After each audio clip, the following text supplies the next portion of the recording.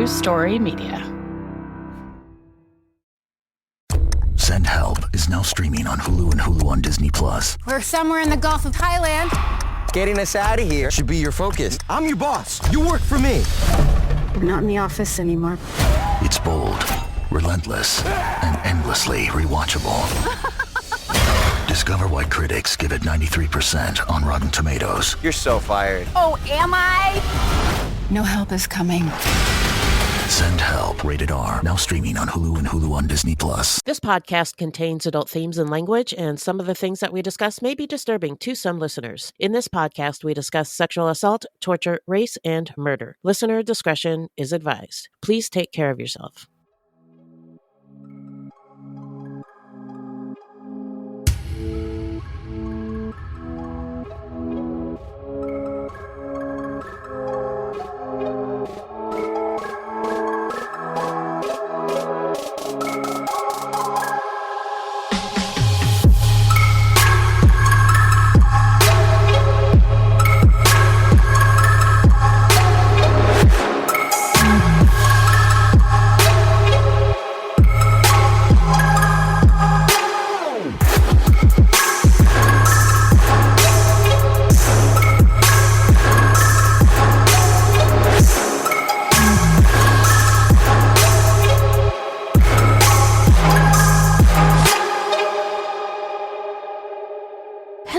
Welcome to Fruitloops, Buiti Binafi, and Bienvenidos Bitches. Thank you so much for listening. Fruitloops is a true crime, history, and comedy podcast that delves into the often overlooked stories of serial killers of color and, more importantly, the victims. We take deep dives into the lives and crimes of these killers worldwide, while also examining the history, culture, and social factors that may have influenced their actions. And the reason that we cover these crimes is because they often go unnoticed by the public. And why is that? Because in the simplest of terms, the news is racist. Allegedly. And we are Wendy and Beth. She's Wendy, a Black Latinx woman, and I'm Beth, and I just happen to be white. That's just a little piece of who we are. Another piece is that although we are both fascinated by true crime, really fascinated by true crime, and we know a lot about it, keep in mind that we are not journalists, investigators, or psychologists, and the opinions expressed in this podcast are just that, our opinions.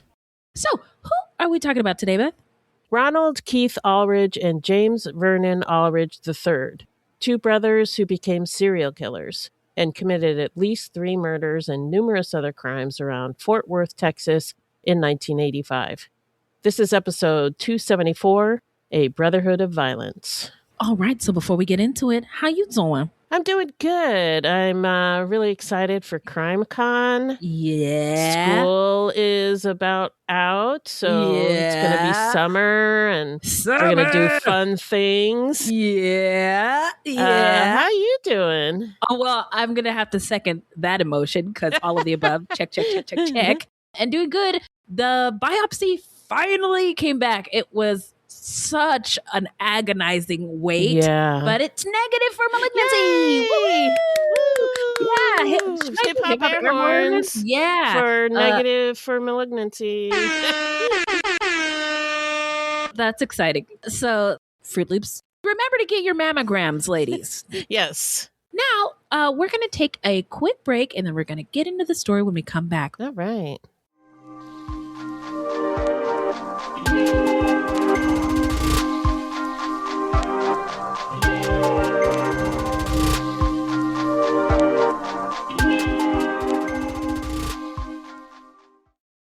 Introducing Gold Bond Scented Hand Creams, your hand's new playlist. Start with Vanilla Dream for soft, sweet vibes. Drop a beat with Floral Bloom for hydration that hits. Citrus Pop, that's your glow-up anthem. And Cedar Rain, pure chill tracks. Gold Bond Scented Hand Creams, 4 amazing scents, 24-hour hydration. Love the scent, feel the hydration. Shop now at Walmart. You thought this was your Run Club era. Turns out, it was more of a thinking about Run Club era. The good news? Someone's marathon training is about to start. Sell your workout gear on Depop. Just snap a few photos, and we'll take care of the rest. They get their race day fit, and you get a payout for trying. Someone on Depop wants what you've got. Start selling now. Depop, where taste recognizes taste. All right. Remind us, Beth, who is our subject today? Well, in 1985, Fort Worth, Texas, was rocked by a violent crime spree carried out by two brothers, Ronald Keith Allridge and James Vernon Allridge III. What began as armed robberies quickly escalated into cold-blooded murder, leaving multiple victims dead. All right. We're going to move to the love and light portion of our show where we say rest in power to the victims whose lives were cut short, and love and light to their loved ones and communities left in the wake of this crime, and anybody who suffered as a result of these individuals' actions. The victims are Lorenzo Nealand, 15, Brian Clendenin, 21, Buddy Joe Webster Jr., 19, Carla McMillan Otto, 19, and James Christian was 15 years old, and James survived. So let's get into the setting and early life of these brothers. Hit it, Beth. Well, the setting is Fort Worth, Texas. Before European settlement, the Fort Worth area was inhabited and traversed by several indigenous peoples, including the Wichita, Caddo, Comanche, Kiowa, and Tonkawa. Founded in 1849 as a military outpost along the Trinity River, Fort Worth was established to protect white settlers moving into North Texas after the forced displacement of indigenous peoples from their lands. Which leads me to think, if what they were doing was so great, why did they need to build a whole fort to keep people out? Yeah. In its early years, Fort Worth was a rough frontier settlement shaped by violence, rapid growth, and deep racial inequality. While the Old West is often romanticized in popular culture, the city's rise was built not only by cattle barons and white colonial settlers, but also through the labor, culture, and resilience of Black Texans, Mexican Americans, and Native communities. Yeah. So for much of the 20th century, many of those contributions were overlooked or minimized in mainstream histories, which tended to focus on frontier legends and cowboy mythology while giving little to no attention to the experiences of marginalized communities who also helped shape the city. After the Civil War, Fort Worth became a booming cattle town. Sitting on the Chisholm Trail, the city became a major stop for cowboys driving longhorn cattle north to Kansas railheads. This era gave Fort Worth its cowtown reputation, filled with saloons, gambling halls, and violence. So, fun fact, historians estimate that roughly 1 in 4 cowboys in the American West were Black. I was going to whisper it like, people when they are uncomfortable saying the word. Yeah.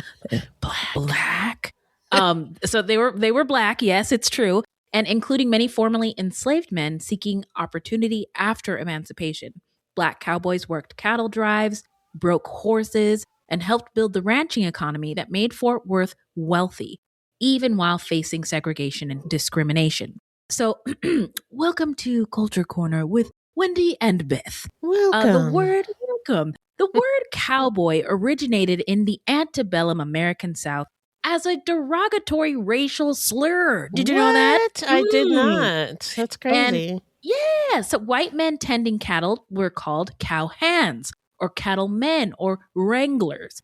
However, enslavers referred to enslaved Black cattle workers as cowboys, using boy as the racist diminutive, making them as inferior. I mean, it doesn't make sense, but it makes sense. Yeah. And now we know, huh? Yeah, now we know.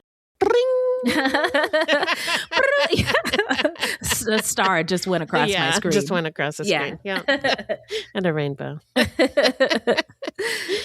Black residents also built businesses, churches, schools, and neighborhoods in Fort Worth during this time. Communities like historic Southside and Stop 6 became centers of Black life and culture, despite the harsh realities of Jim Crow segregation. As Fort Worth modernized in the early 20th century through railroads, meatpacking, and the Texas oil boom, racial divisions became more deeply entrenched. Segregation shaped where Black residents could live, work, and attend school, and even shop. Redlining and discriminatory housing practices pushed many Black families into underfunded neighborhoods, while wealth and investment went elsewhere. Stop 6, one of the city's best-known historically black communities, was a neighborhood on the southeast side of Fort Worth that developed in the early 1900s around railroad stops. Despite decades of economic neglect, Stop 6 became a strong cultural and community center, producing generations of activists, educators, musicians, and leaders. Diamonds in the rough. Yeah. During the civil rights movement, Fort Worth's black residents fought against segregation in schools, businesses, and public spaces throughout the 1950s and 1960s. Sit-ins, protests, and legal challenges slowly chipped away at institutional discrimination, though change often came painfully slow, or in reverse if it's 2026. Oh, yeah, yeah.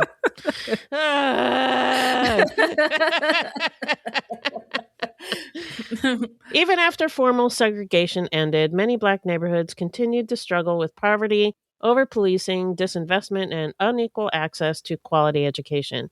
These systemic inequalities continued shaping daily life in Fort Worth throughout the 1970s and 80s, the years when the Allridge brothers were growing up.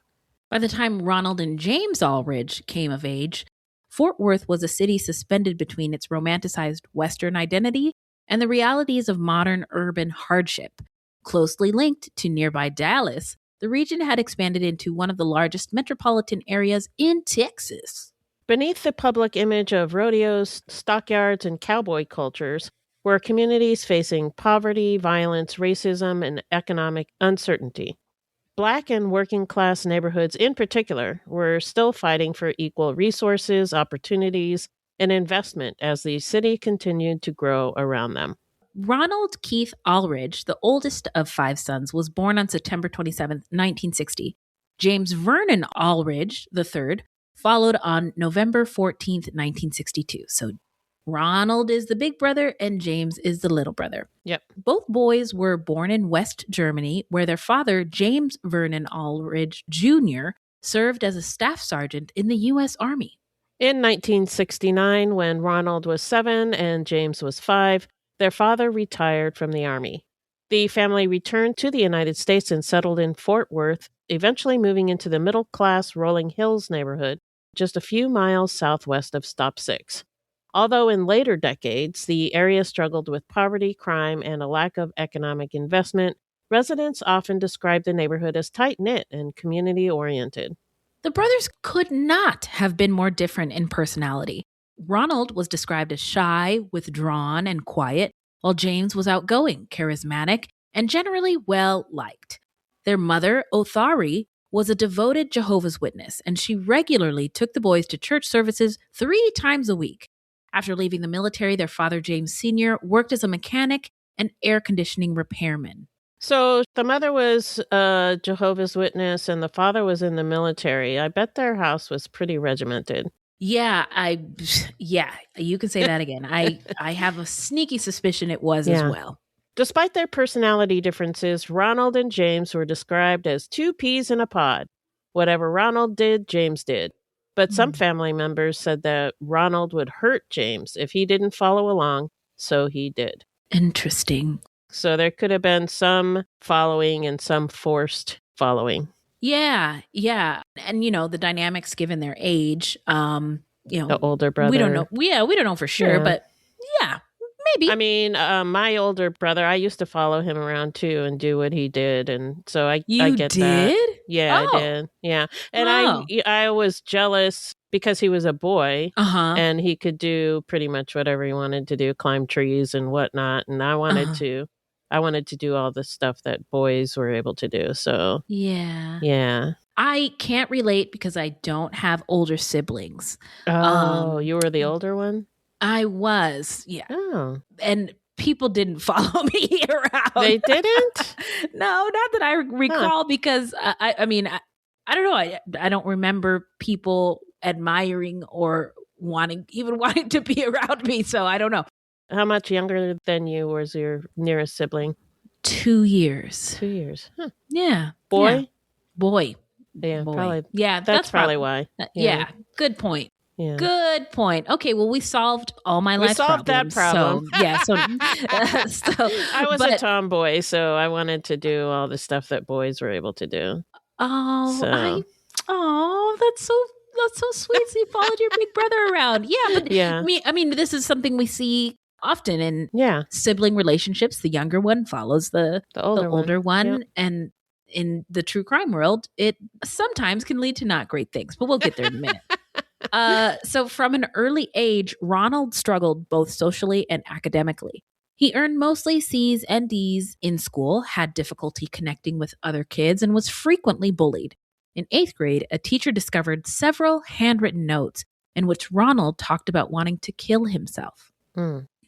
Although the notes alarmed school staff enough that his parents were notified, little intervention followed.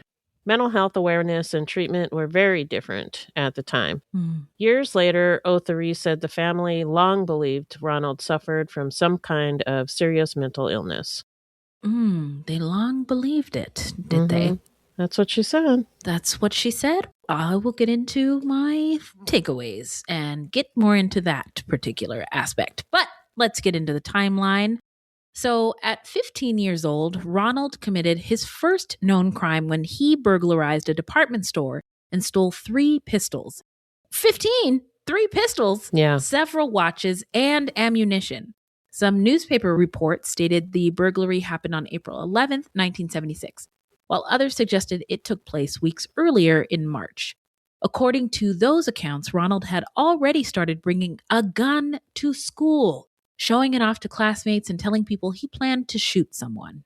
Whatever the exact timeline, tensions came to a head on Monday, April 12th, 1976, at O.D. Wyatt High School, when Ronald got into an argument in a hallway outside the boys' bathroom with another 15-year-old student, Lorenzo Nealand. It's unclear exactly what sparked the confrontation.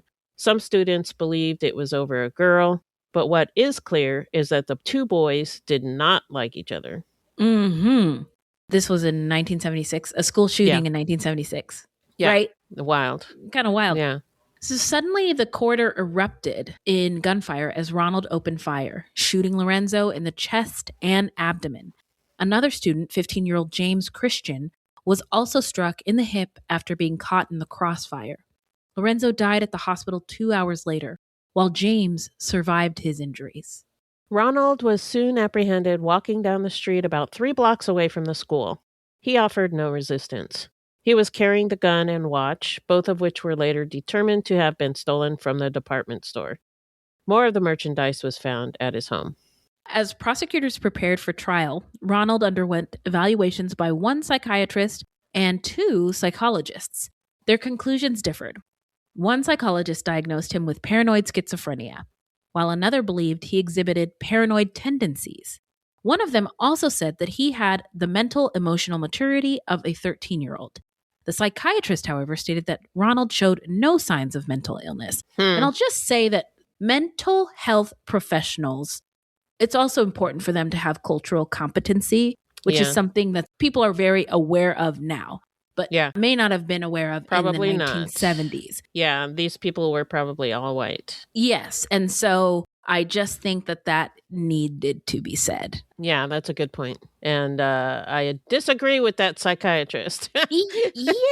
I think something was wrong. I do. And the fact that Mom said that they believed there was. And he had, written notes that he wanted to kill himself. Right. Obviously, there's some depression there. Something. Yeah, something. And also the paranoia, paranoid tendencies. I think every Black person who at least lives in America lives with a level of paranoia and hypervigilance. That makes sense. In order to survive. And so that's why I mean about cultural competency. Cultural competency. Yeah. Despite their disagreements, all 3 agreed that he suffered from deep feelings of inadequacy and compensated by acting boastful and exaggeratedly self-confident. Ronald was certified to stand trial as an adult.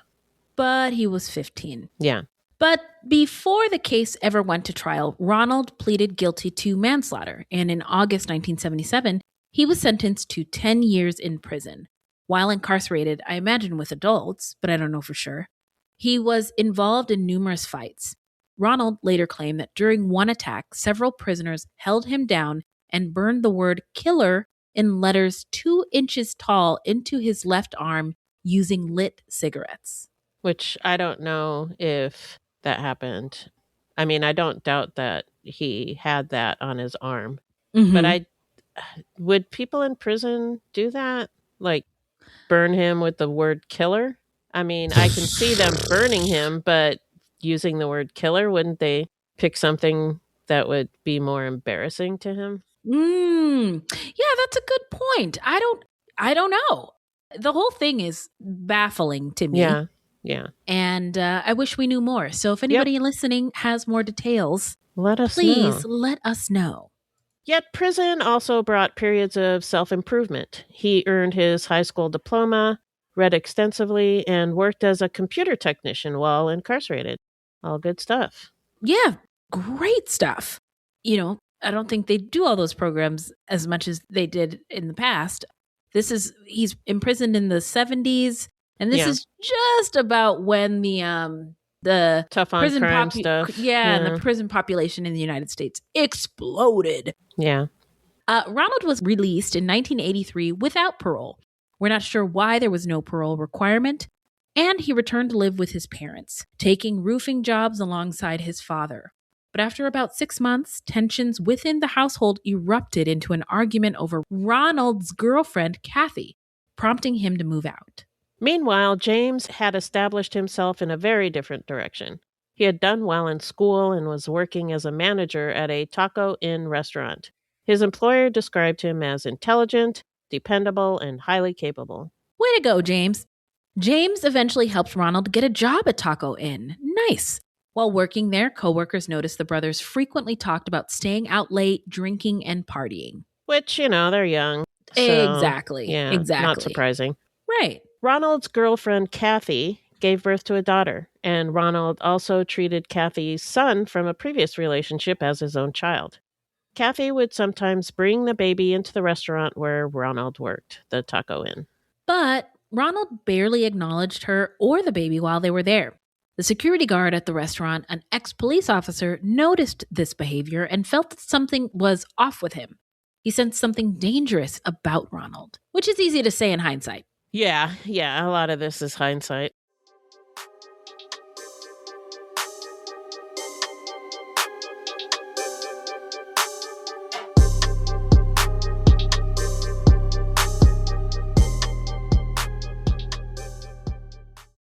Ryan Reynolds here from Mint Mobile.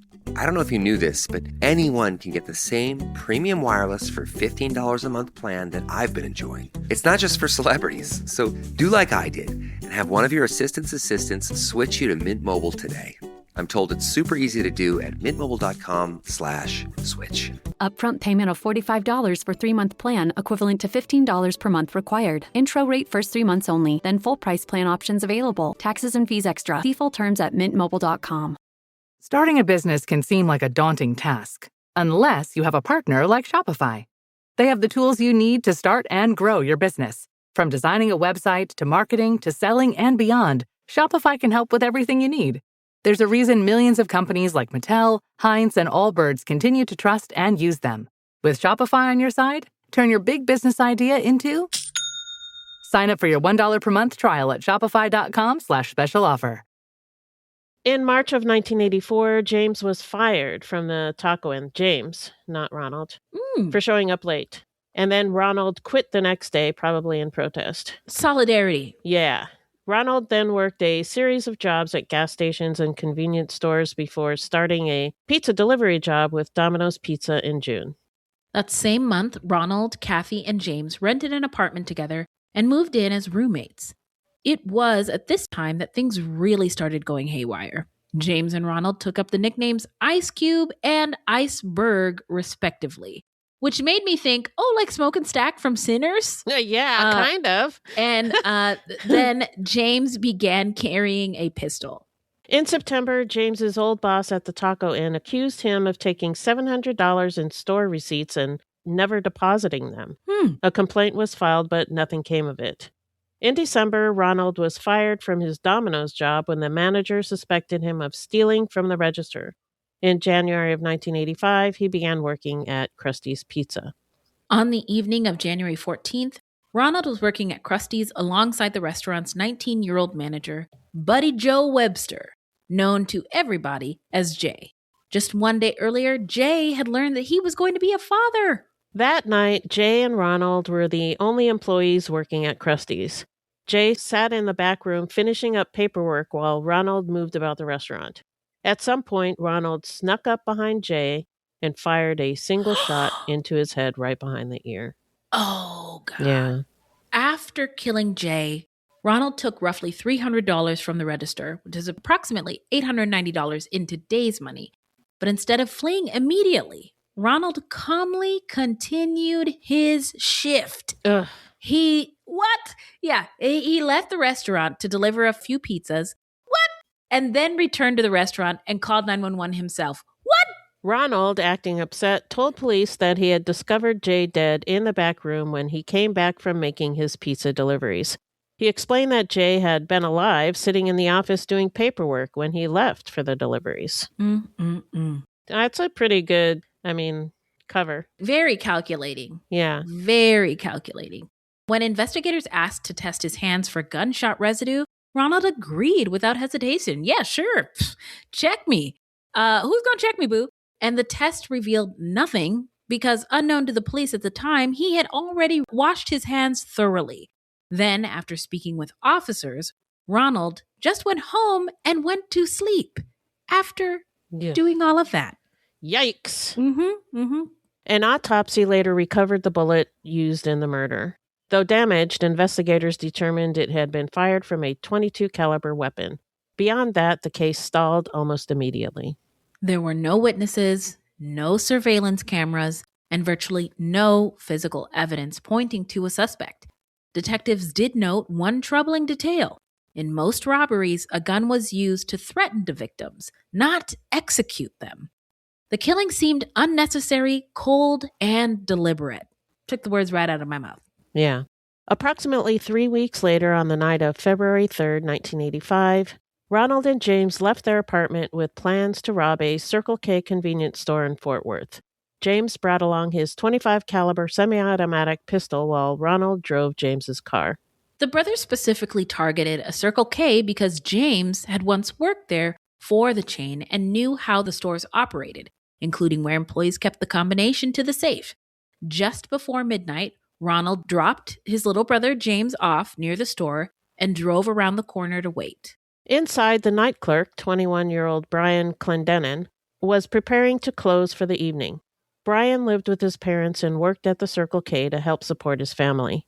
He was working that night because he was filling in for another employee. James approached the store and asked Brian for change for $1 so he could use the payphone outside. Remember those? Yeah. Recognizing him from the time that they had both worked at Circle K, Brian unlocked the door and let him in.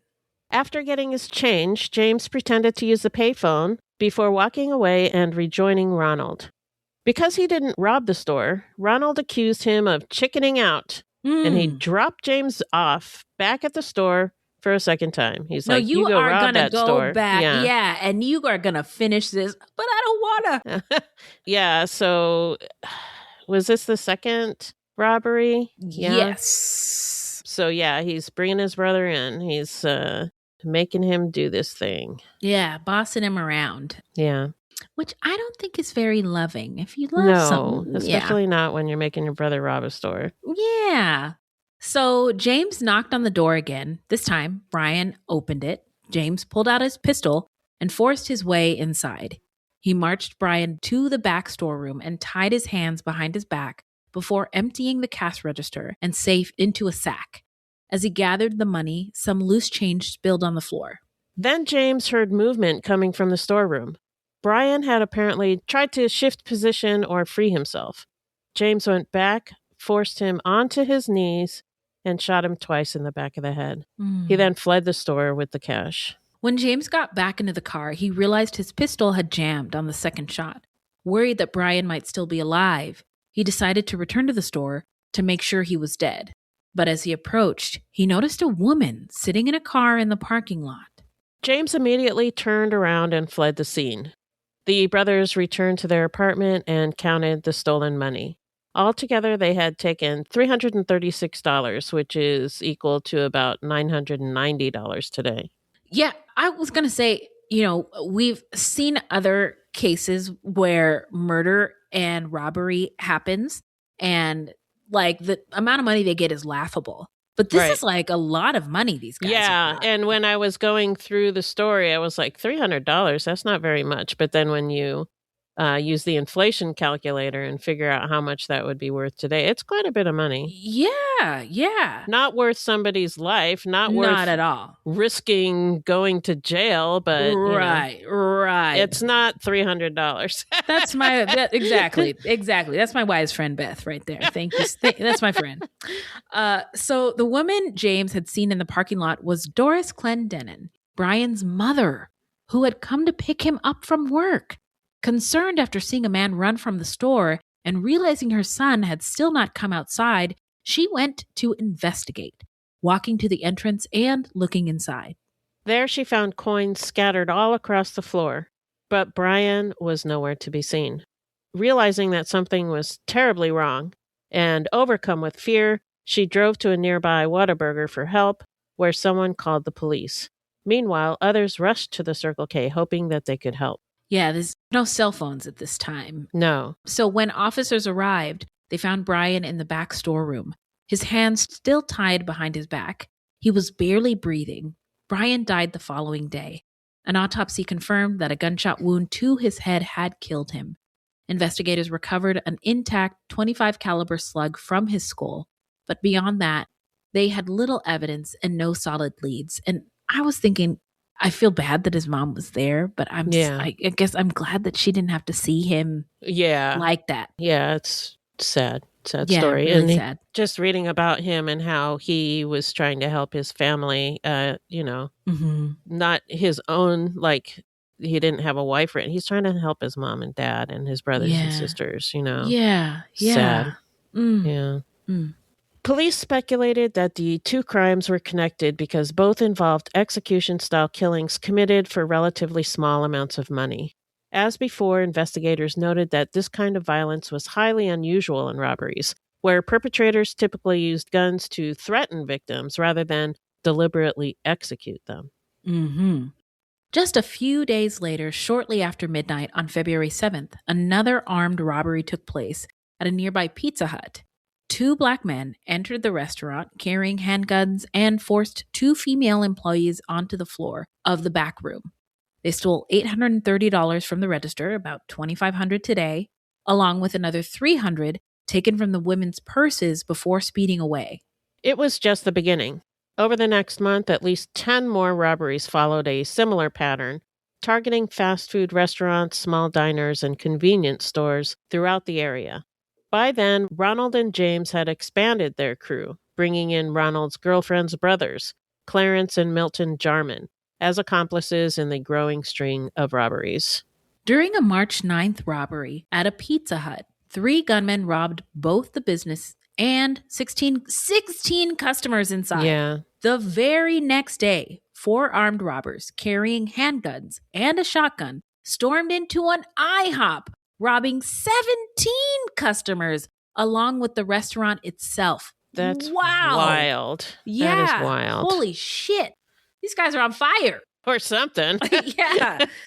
Then on March 25th, shortly after midnight, 3 black men stormed into a Whataburger located about a mile east of the Circle K, where Brian Clendenin had been murdered just a month earlier. The men first blasted out the restaurant's glass front door before rushing inside. Terrifying. Manager Sharon Burns was working the grill when she heard the crash. Her immediate thought was, oh my God, we're being robbed. She was working the overnight shift with a coworker named Melvin Adams, who was at the register. 5 customers were inside at the time. Teresa Barton and her friend Lenore were standing at the counter ordering food after a night of drinking, while Carrie Jacobs, Lisa Jenkins, and 19-year-old Carla McMillan Otto sat together at a table eating. One of the gunmen vaulted over the counter and pointed a weapon at Sharon and Melvin. From there, witness accounts differ slightly. Some said another gunshot rang out almost immediately, followed by a young woman screaming, "They shot my friend!" Others recalled that Melvin first handed over the $140 from the register before the robber jumped back across the counter, knocking a second register to the floor and then the second shot was fired. So there's a little lot different of commotion. order. Yeah. Yeah. Also, Teresa and Lenore had been drinking, so there was a little confusion about exactly what happened. Sure.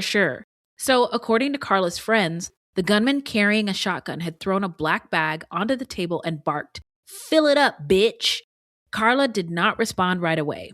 One friend later told police that Carla raised her hands and said, "I don't have any," while court records stated that the bag slipped from the table onto the floor. Either way, the gunman fired directly into her chest. He then ordered Carla's friend Carrie to pick up the bag and fill it with everything he had. After handing the man the bag and his wallet, Carrie backed up against a wall with his hands raised. He saw the men leaving the restaurant through one of the glass doors, which the first gunshot blast had shattered. Santa Maria. Within seconds, the three men had fled the restaurant, leaving Carla McMillan Otto dead on the floor in a pool of blood. The daughter of a Tarrant County Sheriff's deputy, Carla had hoped to become a nurse. She had been shot in the chest at close range with a shotgun. That's horrible. Yeah. The entire attack had unfolded in mere moments. But as the robbers escaped, Melvin Adams recognized both the voice and face of the man with the shotgun. He identified him as Ronald Allridge, a Domino's pizza delivery driver he had briefly worked with months earlier. All right. Let's Here get we into go. Here we go. The investigation and the arrest. So after a little digging into Ronald's background, Fort Worth police detectives discovered that he had been convicted of murder as a teenager. Police did not believe his presence at the Whataburger shooting on March 25th and the Krusty shooting on January 13th was a coincidence. And they had the address he'd given to police as a supposed witness in the first shooting. Police arrested Ronald and James at their apartment later that same day. A search of the apartment uncovered substantial evidence, including the .25 caliber handgun used in both the Whataburger robbery and in the murder of Brian Clendenin. During questioning, Ronald initially tried to blame the Jarman brothers for the crime, but later admitted that he was the one who shot Carla. He claimed the shooting was accidental, saying the gun went off when the cash register fell from the counter and startled him. Yeah, that's why that whole scenario was important. Right. About the order of the sounds. Mm-hmm. But nobody really knows exactly what happened. Yeah. James had served as the getaway driver while Clarence and Milton Ray Jarman entered the Whataburger alongside Ronald. The Jarman brothers cooperated with investigators, admitting their involvement in the robbery, but insisted that they had no idea Ronald intended to shoot anyone. On March 26th, James provided police with a written confession admitting that he killed Brian Clendenin during the robbery of the Circle K store. Ronald later confessed to committing 13 armed robberies, as well as the murder of Buddy Joe Webster. Ronald and James Allridge's younger brother, Stanley, later recalled the night everything changed for their family. He was watching television with one of his other brothers when their father walked into the room with his hands covering his face before collapsing onto the bed. It was the first time Stanley had ever seen him cry. I'm really glad you included this in the story because oftentimes in true crime cases, we can forget that the perperpetrators also had family and they also are impacted by all of this as well. Yeah, it's sad.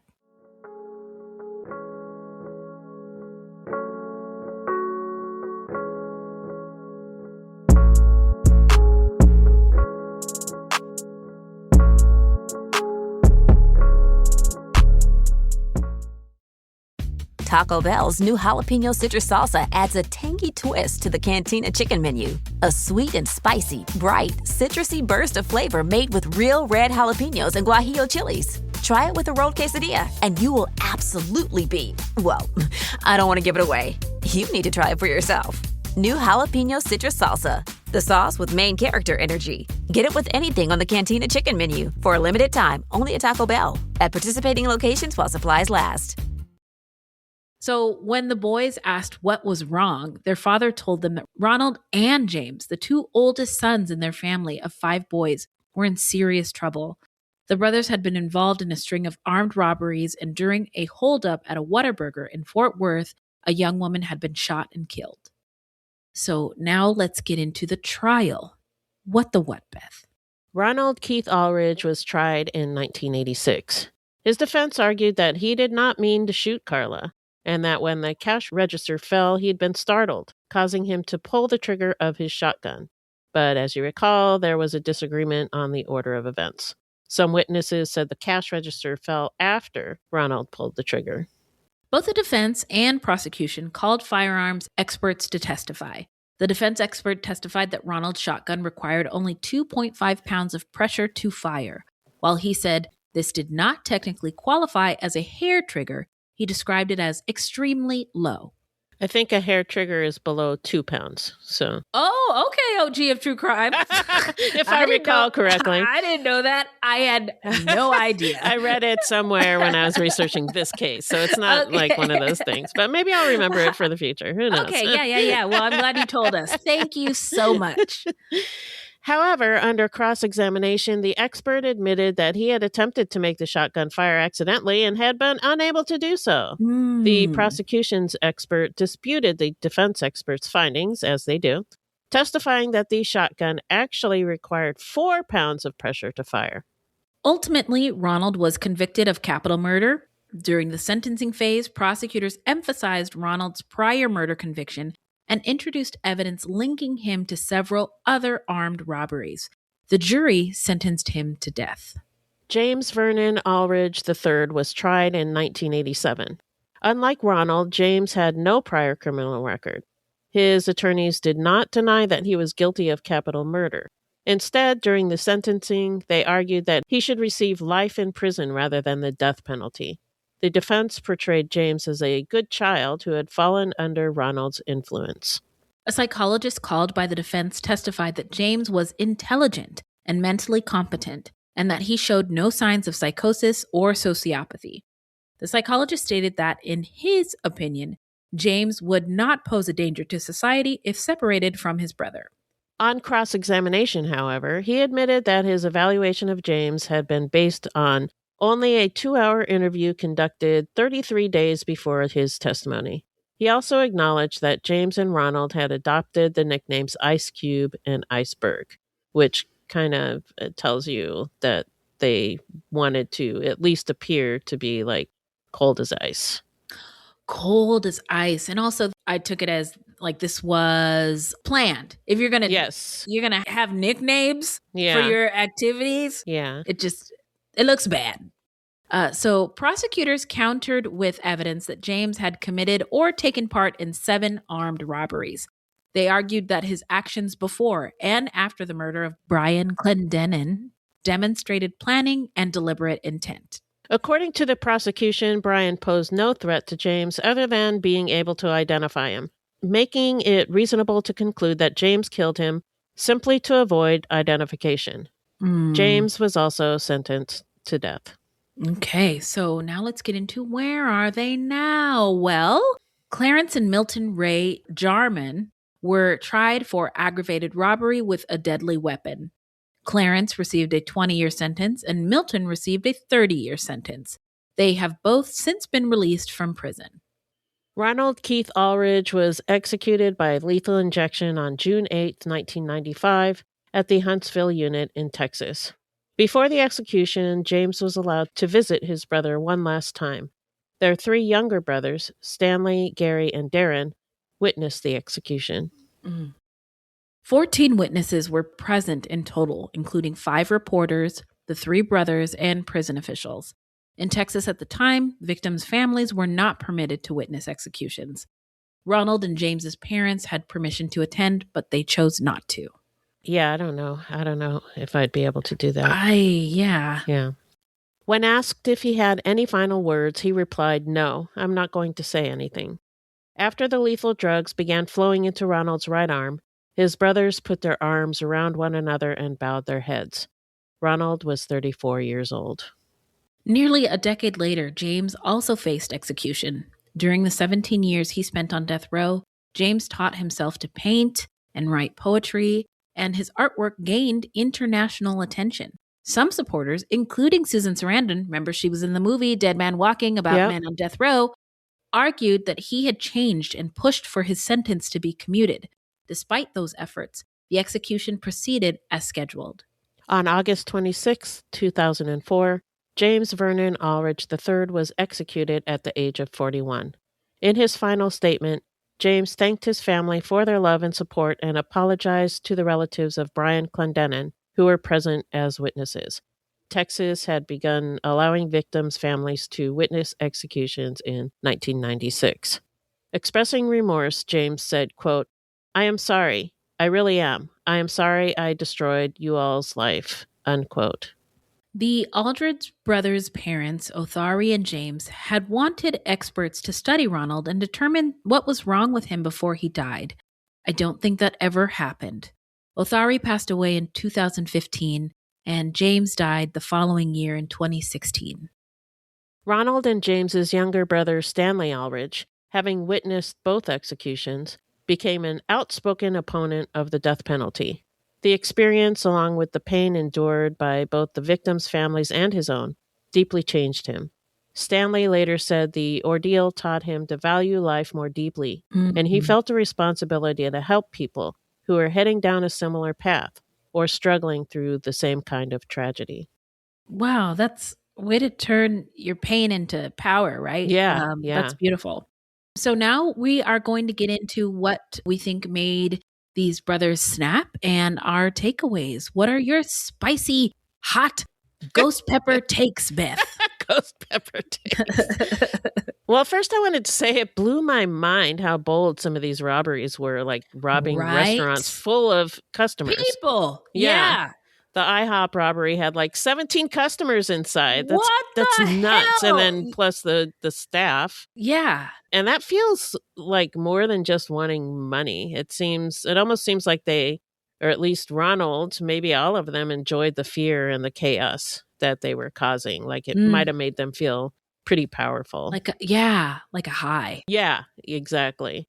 And it definitely seems like Ronald was the leader and James followed along, especially the one where he kind of forced him to do the robbery. And nobody ever said that he forced him to kill him, but I also wonder if that was part of it as well. Yeah. It feels possible that James might have lived a normal, law-abiding life if not for his brother. Right. But what makes the case complicated is that James was not just standing by. He wasn't just like there. He took part in the robberies, confessed to killing Brian Clendenin, and kept escalating right alongside Ronald. So even if Ronald was the driving force, James still had made his own choices. Right. But still, it's hard not to wonder what James's life could have been without Ronald's influence. A lot of people thought about that after seeing James on death row making art, writing poetry, building relationships, and showing real emotion and insight. Yeah. Now, there's something tragic about feeling that he may have had the ability to become a completely different person. Right. But we'll never know. Yeah. And why did he follow James? I think part of the draw was because they grew up close and had a strong sibling bond. Yeah. James may have followed Ronald out of loyalty, admiration, mixed with fear and guilt, or just habit, because he had spent his whole young life. They were young. Right. Following his older brother's lead. Right. And in some families, especially those under stress, siblings can develop a kind of us against the world kind of mentality. And become deeply tied to each other's identities. Right. And I wonder how much their mom being a Jehovah's Witness added to their stress. Yeah. And strengthened their bond. I understand that Jehovah's Witnesses have to follow pretty rigid rules. And they teach something about an impending Armageddon. And scientific research on high control groups and religious trauma says that members can experience above average rates of anxiety and depression. And it sounds like Ronald suffered from some of that. Yeah. And if he already had anxiety, this would have exacerbated it. And maybe he got to a point when he grew up where he just did not give a fuck about anything anymore. Yeah, I'd say his actions seem to convey that he had no fucks left to give, none left in the tank, if you will. Yeah. Yeah, I think that Ronald in particular, like those notes the teacher found were cries for help. Yeah. And, we have talked about how mental health in the Black community, and further, to take it a little further, in Black religious communities at this particular time in the 70s and 80s was taboo. And if something is wrong, God will fix it. Plus, you don't bring our problems outside. You're not going to go talk to a therapist or a psych person. Embarrass us like that. Embarrass us. Yeah. So, what goes on in this house stays in this house. I was troubled by them trying Ronald as an adult. I'm always troubled when they do that. Yeah. When it just bothers me. I don't have the stats, but Black boys, we know, are disproportionately tried as adults more often than their white counterparts. And if he was in an adult prison as a child, oh my, I mean, it's a wrap. You up. Yeah. The nicknames I already mentioned, that's funny to me. Like it reminded me of Sinners. It's crazy that after he killed somebody, he went home and went to sleep. Yeah. Didn't bother him at all. Whoa. And then Brian's mom being in the parking lot during her son's murder is horrible, heartbreaking. I also noticed that all of the victims were like regular people working their jobs, getting a meal at Whataburger, getting a meal at Pizza Hut, getting a meal at IHOP, like things that everyday regular people do. Yeah. And nothing unusual at all. Yeah. Nothing unusual. And they lost their lives. It also bothered me that they killed people while they were at work, like just trying to earn a living. Yeah. Who wants to die at work? Right. Oh my God. Nightmare. No. And meanwhile, they're here, taking and robbing. They violated the victims and their families and took so much from them. And I just think that's awful. I hate the death penalty, though. I hate the way the criminal legal system treats people. I know one could also make the argument that they got what they deserved, but I don't see it that way. They did really bad things, and they're just I don't know if killing them was the right answer. But that's killing for killing is not a good idea, I think. Yeah, I agree. Yeah. I agree with you. I just don't know if the state is the one to do it. So when Ronald got out of jail, things seemed okay, right? He was helping his dad with the roofing. But he then got a girlfriend, had a baby. Yeah. But this is where I think the snap happened, is when he got in a big fight with his family and had to move out. Right. Then things got uncomfortable. How are we going to get money? How are we going to pay our bills and support this baby and all these things? Like it seemed like that was the point where he was like, I guess I'm robbing people now. Yeah. To make ends meet. And then when they all moved in together, and then, they kind of probably had a bit of a hive mind going on. Right. Yes. Then also, there are surviving family members of the victims, I'm sure, and surviving family members of the convicted brothers still out there. So just, want to say from us, rest in power to the victims, love and light to their loved ones, and we just want to send wishes of continued healing for everyone involved who suffered or is still suffering as a result of the things that happened in this case. And if you Fruities out there listening have any thoughts, takes, additional information, you know where to find us. Yeah.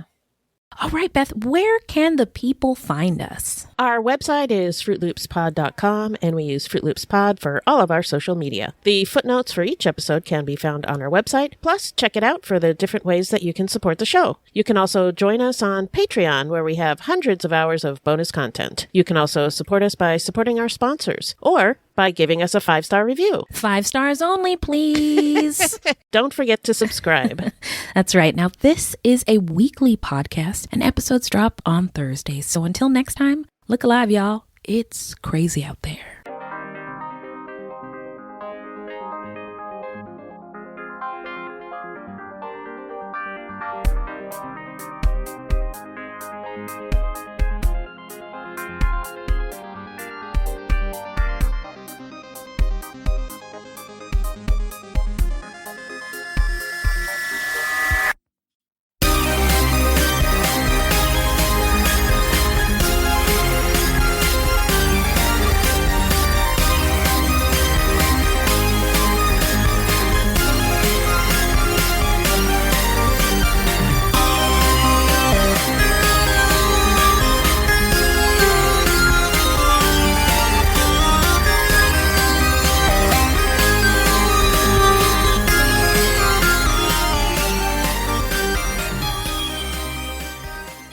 Hey, CrimeCon, the first one we went to, was in Texas, and that's right. Memories. Yep. So, my soundboard is not working, and I'm very bummed out about it. Yeah, I can't click on any of these soundboards. So I'll just go like this. Go back to manual hip hop. Yeah. Oh, the olden days. Oh my gosh, that was fun times. Yeah, the good old days. So two things. Fruitloops. Oh wait, but this will air after CrimeCon. Never mind. Three code. things. Wait, 4 things. Zero things. 0 things. Remember to get your mammograms, ladies. Yes. Oh my gosh, my fan is on. Let me turn it off. I'm so sorry. Okay, I can't. You can't hear it? Okay, no, I'm gonna turn it off. It might pick it up. Yeah, sorry about that. Excuse me. It is hot. Yeah. So there's lots of fans going. So yeah, hopefully... we have our AC on, so it might pick that up. Okay. And I straight up burped into the microphone when you were gone. Oh, that's lovely. That's refreshing. Actually, maybe I'll isolate that and use it on my soundboard if I could ever get it working. All right, let's go. Right. Sorry. You all right? Oh, yeah. Okay. Well, in 1985 in Fort Worth, Texas. Ooh. I hope this is not boding. It's okay. Take a breath. Okay. I just wanted to say, if you hear noise in the background, that's my grandson hooping it up. Always playing basketball? It up. No, whooping it up. Whooping it up. We're gonna whoop he's playing a video game and screaming and stuff. All the things. He's so living his best life, I would say. Apologies. Oh, my soundboard's back. Sorry. The city became a major stop for cowboys driving longhorn cattle north. I gotta tell him, just keep it down. Hold on. Okay, no problem. Do your thing, Grandma. As Fort Worth Despite their personality differences, Rodney. Who? Oh, Rodney. Where did Rodney come from? Okay. I don't know. Despite Reginald's girlfriend, Kathy. Ronald. Why did I do that? At the Whataburger. I gotta read that. Whataburger. And by the way, people in Texas love Whataburger. Whataburger. Love it. You know, people in California love In-N-Out. In-N-Out. People on the East Coast love White Castle. But people in Texas just love Whataburger. Whataburger. Yeah. And I keep saying it wrong. Anyway. All right. We did it. We did it. 5 stars. Yeah. 10 out of 10. No notes. We did it. Well done. Okay, my friend. Minnie, thank you for editing the show. And Beth, I love you. And good night. Okay, good night, Get Moon. some good rest. In the red balloon. Okay, Yes. bye. Love you. Love you too. Psst, it's Mushrooms with Maddie Matheson. Let me tell you the secret of how to look like you know what you're doing. Use mushrooms. Toss them in eggs, noodles. Boom, it's delicious. It's not magic. It's mushrooms. Hit up mushroomcouncil.com and get cooking. The most memorable gifts aren't found, they're made. Zazzle is a custom marketplace where you pick any product, a mug, a card, a tote, a phone case, and make it personal. A photo, a name, an inside joke. The kind of gift that actually fits the person. That's what 30 million customers have been coming back to Zazzle for over 20 years to find. Right now, save 25% on your first order at Zazzle.com. That's Zazzle.com. Make it Zamazing.